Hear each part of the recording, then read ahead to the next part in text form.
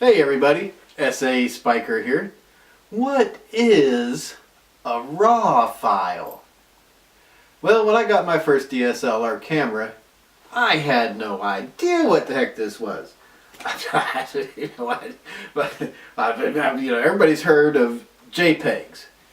Has a file extension JPG. These are the most common format for pictures that you see. I've been seeing them for 20, 30 years. Ever since first picture went on a camera. I'm familiar with JPEGs. And all of a sudden I figured out that DSLRs have this thing called a RAW file. Let me first just explain what a RAW file is, and before I talk about what you do with the darn thing. That's something for a little bit later, and maybe I'll explain that just a little bit more at the end. Before I explain what a RAW file is, let me explain quickly what the camera does when it creates a JPEG picture. The camera collects the light coming through this lens, and it goes to the sensor in there. Now the camera has a processor inside that does all this stuff so fast you don't even realize what's going on.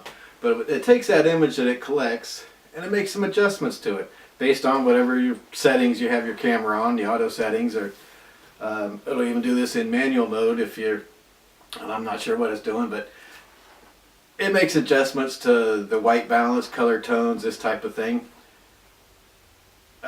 Just because it realizes that the image that it captures may not really look exactly like what you're seeing. And I don't know, it's just limitations of the sensor or whatever. So it makes these adjustments, and then when it has the picture like it thinks you want to see it, it realizes there's a lot of information left that it collected on that sensor that's not really needed. It might be in a dark area, or for whatever reason it's not needed. So the camera takes this JPEG file, discards information it doesn't need, and takes the rest and crunches it up, compresses the file size as far as megabytes goes, to make it as small as possible, to make it a more manageable file when you're saving it on your computer or uploading it or whatever. So that's what this camera does that fast when you're taking a picture and it saves a JPEG file. Now what the RAW file is basically the raw information that the sensor collected. Doesn't make any adjustments or changes in the camera, and just takes all this information and saves it for you. And just as an example, most of these DSLRs will have a setting to take a RAW file and a JPEG at the same time. Let's say you snap a picture, it'll save both formats for you. And if you do that and look at your JPEG file size, let's say it's 5 megabytes. Well, that RAW file is going to have an image size of about 25 megabytes. It's like 5 times more information in that RAW file. So that's, I guess, I hope that I've explained what that is.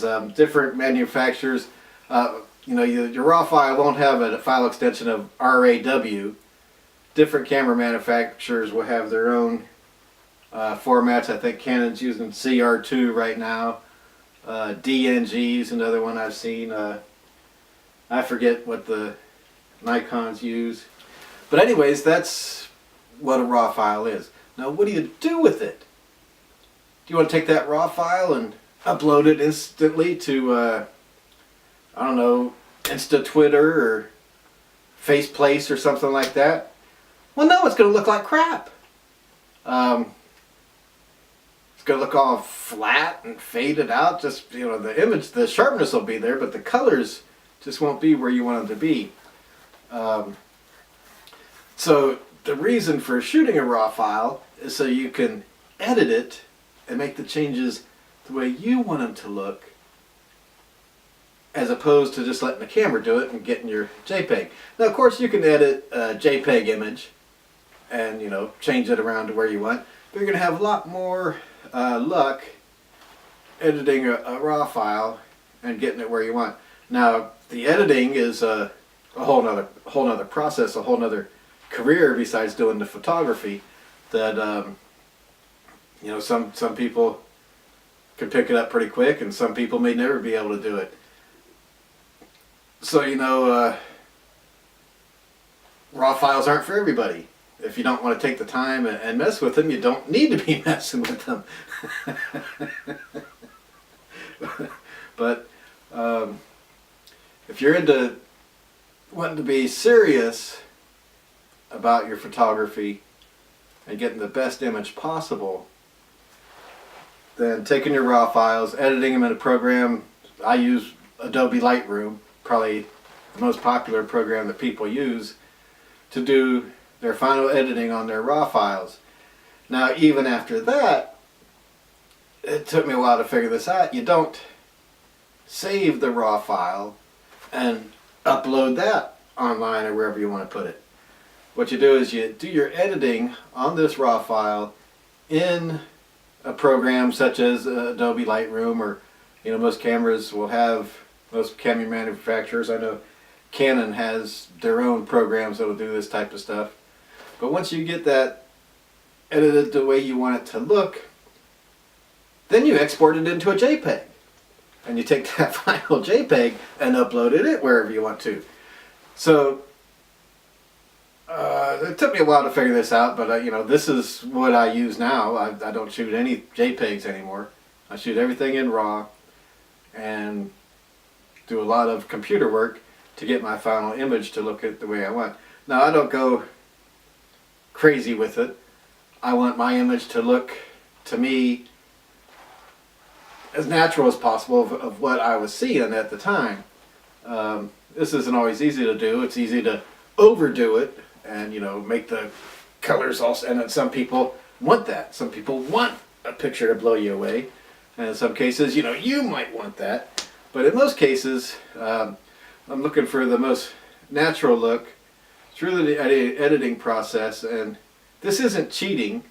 This is post-production of your photography that any professional photographer does and almost has to do to get the result that they want. So I hope that might clear up a little bit about these files if someone doesn't know what the heck they are. And if you don't know what they are, you need to find out what they are and how to use them before you start taking pictures in that format. All right, we'll see you.